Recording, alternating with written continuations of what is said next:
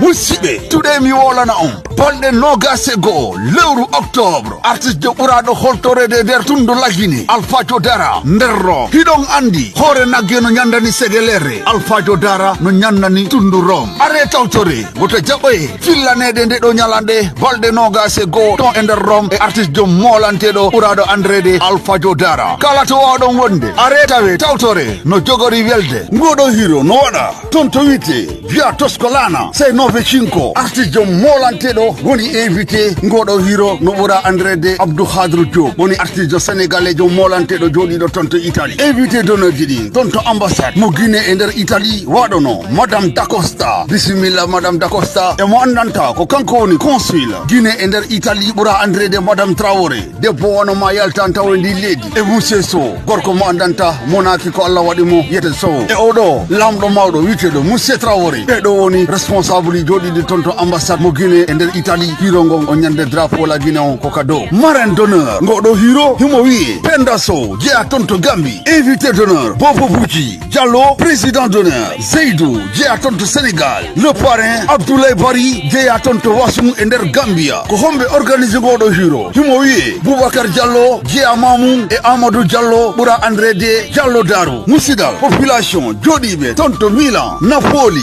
Brescia, Brigamo, Bologna, Palermo, Catania, Palermo, Torino, Venezia, are hiɗon andi jama nangen ko holla tun yornata balɗe nogase go